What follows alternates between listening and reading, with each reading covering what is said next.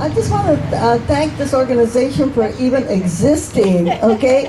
I mean, you are you are so necessary for the San Joaquin Valley, because we know that our valley has been so misrepresented for so many years by so many conservative people. And I remember way back in the 50s, okay, I go way back, and in the early 60s, when we had really progressive people from the Central Valley. And somehow, somewhere along the way, they said, no, they've got to be conservative. And when Emilio announced that he was going to run, we had one of Costa's people say to us, well, you can't say that you support Nancy Pelosi. I said, what? I mean, we don't have to run away from our progressive values, right? We don't have to run away from them because our progressive values are the values of the working people of the San Joaquin Valley. Yes, I am a progressive, and I'm a progressive candidate in a district that we can win. This race is a priority race nationally. If Hillary wins, and we know Hillary's going to win, she's going to need all of the help that she can get. And this is a district that we can flip from red to blue. As Pam mentioned, there is no excuse as to why we have a Republican occupying the 21st congressional seat when we know as Democrats, as progressives, as liberals, as Valley residents, that we have a real opportunity to take this seat and take it away from Mr. Valadao and the ag industry, who all they do is look for their own interest, right?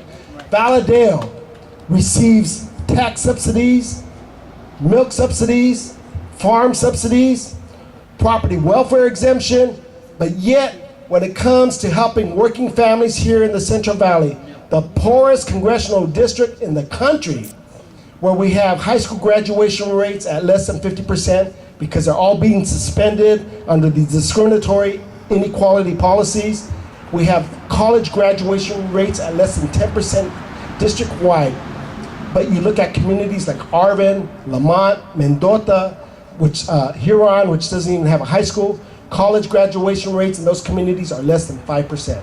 And what I want to do now is I want to go to Congress to represent our community so we can overturn Citizens United, so that we can fight for real comprehensive immigration reform, so we can stop this movement that is spreading across the country to give workers a right to work. Really? Is that really what it's about? It's about destroying unions. So we need to promote unions who are the last frontier of preserving middle class in our country, and talk about promoting closed shops, and talk about promoting unions and giving them card checks. And by the way, let's give another hand for Joaquin Arambla. I don't know if he's still here, but he really fought hard for the farm worker overtime bill, and we got that enacted, and there are going to be hundreds of thousands of farm workers in the 21st congressional districts. There is more farm workers in the 21st than any other district in the state. So that's going to be thousands and thousands of farm workers that are going to benefit, and that it's going to provide taxes.